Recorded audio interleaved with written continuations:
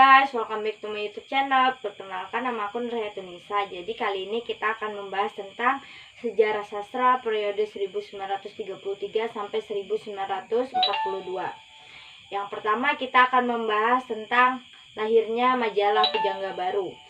Asal mula Pujangga Baru sebagai satu fenomena kebudayaan dapat ditelusuri ke belakang pada organisasi-organisasi kebudayaan kaum muda nasionalis daerah-daerah pada awal abad ke-20 di Indonesia. Yang pertama di antara organisasi-organisasi tersebut, Jongjave yang dibentuk pada tahun 1915 di bawah pengayoman Budi Utomo. Kita masuk di poin tokoh-tokoh Pujangga Baru.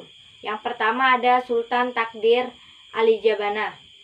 Karya-karyanya yang pertama, Tak Putus di Rundung Malang, roman 1929.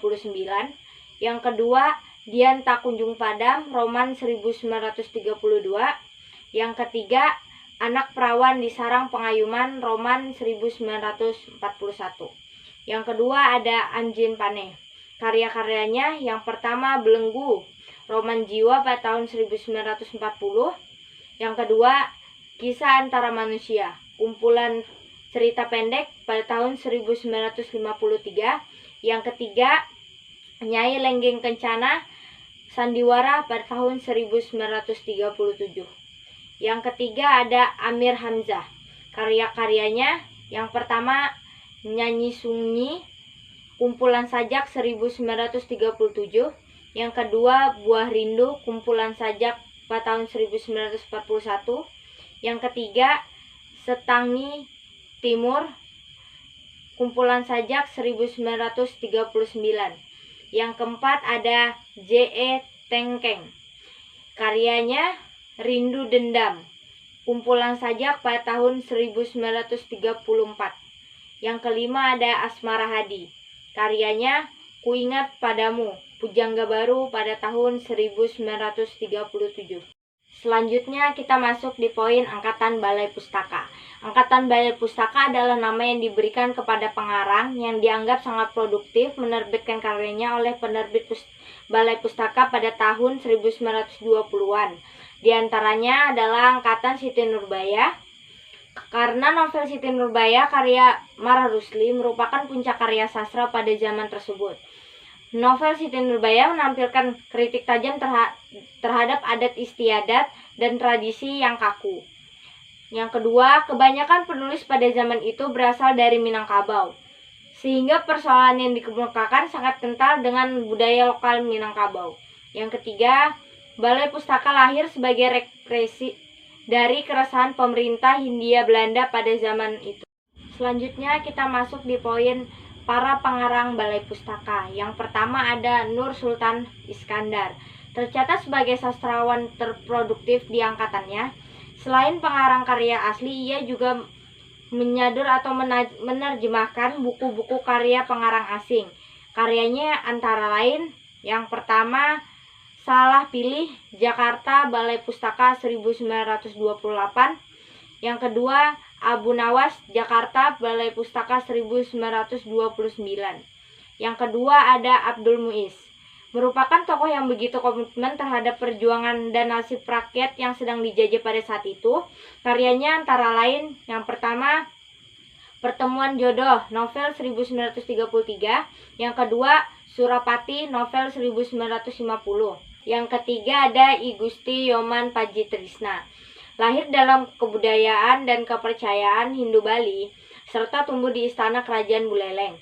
Karyanya yang pertama, I Made Widyadi, Kembali Kepada Tuhan pada tahun 1955. Yang kedua, I Swasta Setahun Berdahulu pada tahun 1938. Yang keempat ada Marah Rusli. Terkenal karena karyanya Siti Nurbaya yang diterbitkan pada tahun 1920. Sangat banyak dibicarakan orang-orang. Karyanya yang pertama, Marah Rusli, Encyclopedia.Jakarta Tourism.go.id, diakses pada tanggal 12 bulan 2 2020. Yang kedua, Seniman Sastra Marah Rusli, situs Tim, diakses 18 September 2015. Selanjutnya kita masuk di poin para pengarang wanita. Yang pertama ada Saryamin Ismail. Saryamin Ismail adalah penulis Indonesia yang tercatat sebagai novelis perempuan pertama di Indonesia. Karyanya yaitu yang pertama, Kalau Tak Untung pada tahun 1933, yang kedua, Pengaruh Keadaan pada tahun 1937.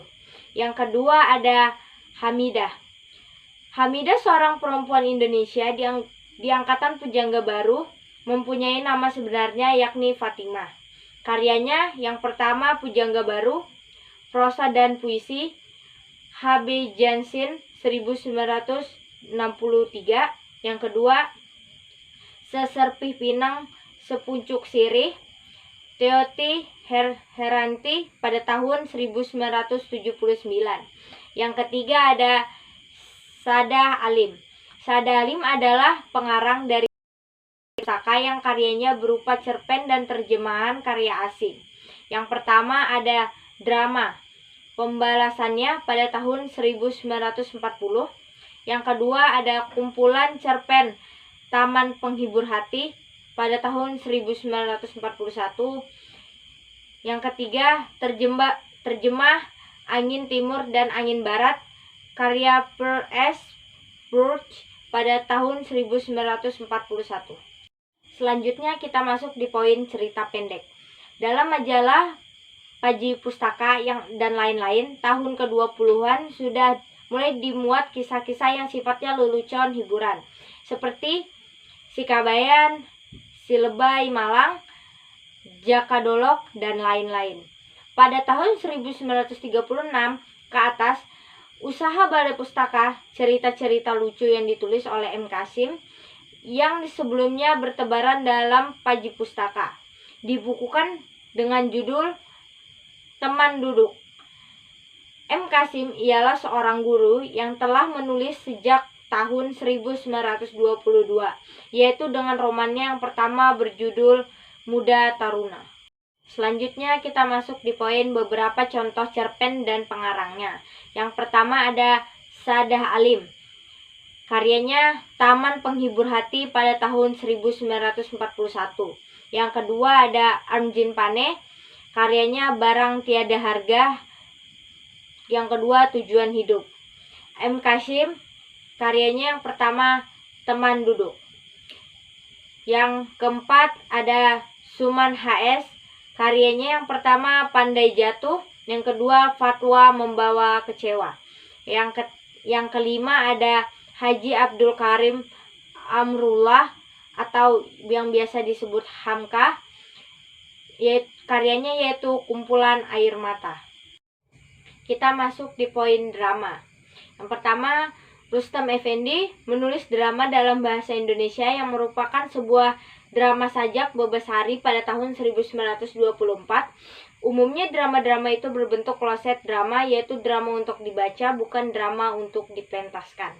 Yang kedua, Arjin Pane. Banyak menulis drama pada masa sebelum perang. Drama-dramanya banyak mengambil latar belakang kenyataan hidup manusia pada zaman itu. Setelah perang, drama-drama Arjin Pane itu kemudian dikumpulkan dan diterbitkan dengan judul Jinak-Jinak Merpati pada tahun 1953. Selanjutnya kita masuk di poin roman-roman dari Medan dan Surabaya. Hamka ialah putra Haji Abdul Karim Amrullah, seorang ulama pembaharu Islam yang terkemuka di Sumatera Barat, yang pernah mendapat gelar kehormatan dari Universitas Al-Azhar di kota Kairo, Mesir. Roman Hamka yang pertama berjudul Di Bawah Lindungan Ka'bah pada tahun 1938. Roman yang kedua Tenggelamnya Kapal Van der Wijk pada tahun 1939. Pengarang lain dari Medan antara lain Matumona, nama samaran Hasbullah Parinduri, dengan roman yang berjudul Zamnan Gemilang pada tahun 1939. Roman dari Surabaya yaitu karangan Imam Supardi berjudul Kintamani pada tahun 1932. Beliau seorang wartawan yang aktif di Surabaya. Sekarang kita masuk di poin yang terakhir, yaitu para penyair dari Sumatera. Yang pertama ada Hashim atau M. Ali Hashim.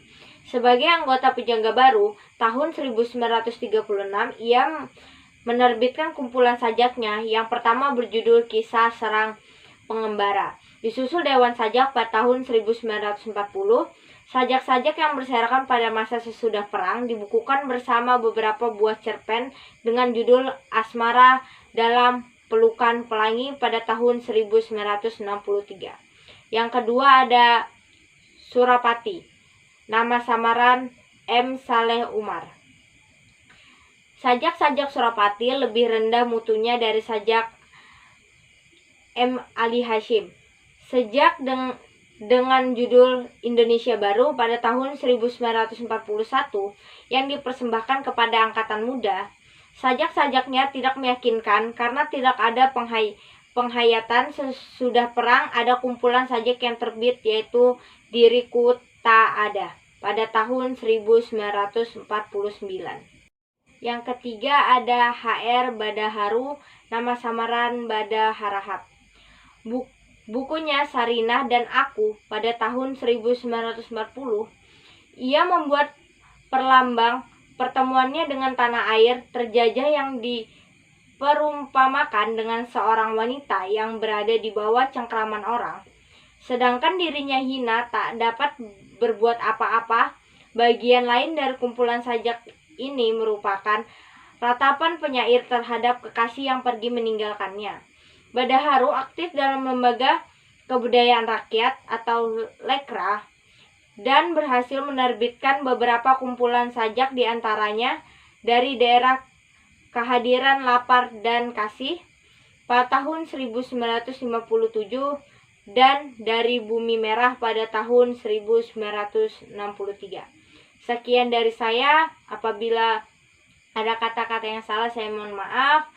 Jangan lupa like, komen, dan subscribe. Bye-bye.